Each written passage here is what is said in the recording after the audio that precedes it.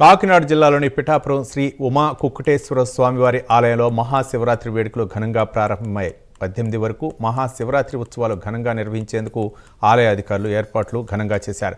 మహాశివరాత్రి పర్వదినాన పాతగయ క్షేత్రంలో ఉన్న కొలనీలో స్నానం ఆచరించి ఉమా కుక్కుటేశ్వర స్వామిని దర్శించుకోవటం వల్ల 1000 జన్మల పుణ్యం దక్కుతుందని భక్తుల ప్రగాఢ నమ్మకంతో స్వామివారిని దర్శించుకుంటారు.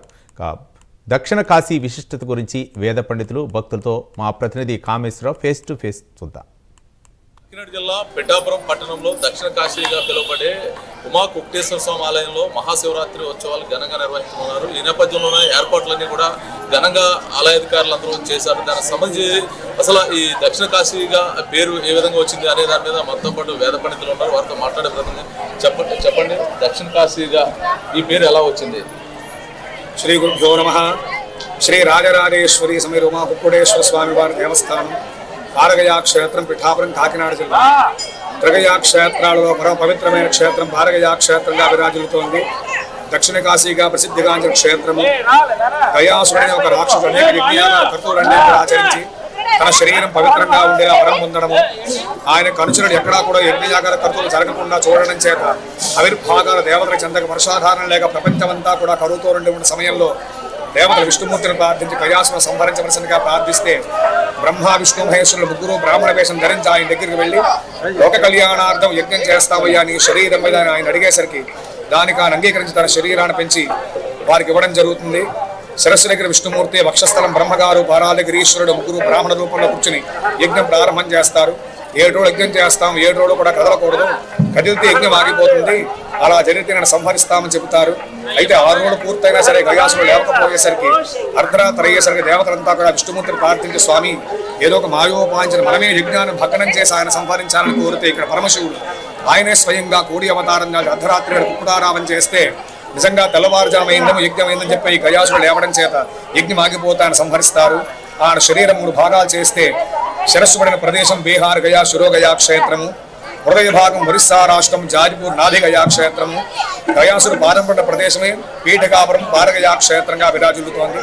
ఇక్కడ శ్రీ స్వామివారి గయాసుర సంహరణార్థం కుక్కుడారామం చేసి కోడి రూపంలో లింగ రూపంలో లోపల స్వయంభూగా వెలిసి ఉన్నారు. కోడిని కుక్కుడం అంటారు కాబట్టి స్వామి కుక్కుటేశ్వర స్వామిగా విరాజిల్లుతూ ఉన్నారు. అయితే ఈ 3 గయా క్షేత్రాలు ఎవరైతే పితృదేవతల పిండ ప్రదానం చేస్తారో వారికి మోక్షం మనం కోరుకోవడం చేత ఈ 3 గైల్లో కూడా పితృదేవతల ప్రీతిగా పిండ ప్రదానం చేయడం చాలా విశేషం. అయితే ఈ యొక్క స్వామివారి వార్షిక కళ్యాణ మహోత్సవాలన్నీ కూడా ఈ నెల 13వ తేదీ నుంచి 18వ తేదీ వరకు కూడా కార్యక్రమాలన్నీ కూడా ఇక్కడ రంగరంగ వైభవయుతంగా ప్రారంభించబడ్డాయి. నిన్న 13వ తేదీ స్వామివారికి ఉదయం స్నపనము, ధ్వజారోహణం, అంకురార్పణ కార్యక్రమాలు ప్రారంభించబడ్డాయి. నిన్న ప్రదోష కాలంలో స్వామివారి కళ్యాణ మహోత్సవం జరిగింది. అయితే 15వ తేదీ మహాశివరాత్రి సందర్భంగా ఈ అర్ధరాత్రి నుంచి కూడా స్వామివారి దర్శనం ఏర్పాటు చేయడం జరిగింది. మహాశివరాత్రి సాయంత్రం 5 గంటలకు సరస్యము, రాత్రి లింగోద్భవ కాలాభిషేకం కూడా జరుగుతాయి. 16వ తేదీ సోమవారి రథోత్సవము, 17వ తేదీ త్రిశూల స్నానము, 18వ తేదీ తెప్పోత్సవం, శ్రీ పుష్పోత్సవ కార్యక్రమాలన్నీ కూడా రంగరంగ వైభవపేతంగా జరుగుతాయి. కాబట్టి భక్తులు 50 మంది కూడా వచ్చి స్వామివారి దర్శనం చేసుకోవాల్సిందిగా కూర్చున్నారు. గయాసుడు పారంపర ప్రదేశమే పారగయా క్షేత్రం. ఇది భక్తులు సుదూర ప్రాంతం వచ్చిన భక్తులంతా కూడా ఈ గైలో స్నానం ఆచరించి స్వామివారికి దర్శనం చేసుకుంటే వారి పాపాలన్నీ కూడా పోతాయని చెప్పడం చేత భక్తులంతా కూడా వచ్చి ఈ గైలో స్నానం ఆచరణ స్వామివారి దర్శనం చేసుకోవడం చాలా విశేషమైన ఫలితాన్ని కలుగు చేస్తుంది. ఓకే, ప్రస్తుతం అంటే ఉత్సవాలు ఎన్ని రోజులు జరుగుతున్నాయి?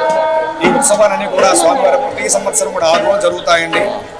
6 రోజులు కూడా స్వామివారి కళ్యాణము, రథోత్సవం, తెప్పోత్సవ కార్యక్రమం అన్ని కూడా ఈ 6 రోజుల్లో పూర్తవడం జరుగుతుంది. ఓకే, ప్రస్తుతం మనతో పాటు భక్తులు ఉన్నారు. అమ్మ చెప్పండి. పాదగయని మంచి ప్రసిద్ధి పుణ్యక్షేత్రం.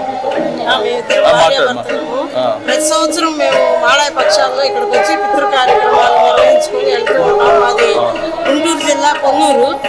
మేము అక్కడి నుంచి ప్రతి సంవత్సరం ఎక్కువసార్లు వీలైనంత ఎక్కువసార్లు వచ్చి పారాయణ చేసుకొని వెళ్తూ ఉంటాము.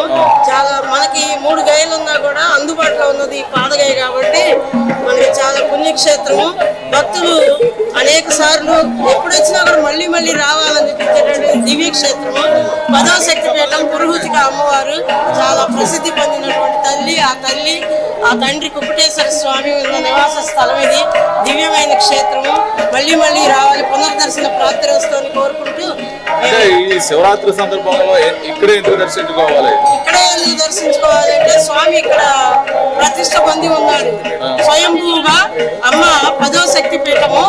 దర్శనం చాలా పవిత్రమైంది కనుక శ్రీశైలము, శ్రీకాళహస్తి అలాంటివి పుణ్యక్షేత్రాలు ఎలా వెళ్తారో శివరాత్రి ఇక్కడ కూడా స్వయంభూ అమ్మ మరి ఉన్నటువంటి స్వయంభూ అమ్మ శక్తిపీఠం కాబట్టి, పుణ్యక్షేత్రం కాబట్టి మేము పదే పదే వస్తూ పోతూ ఉంటాం. అయ్యా ఓం నమ శివాయ.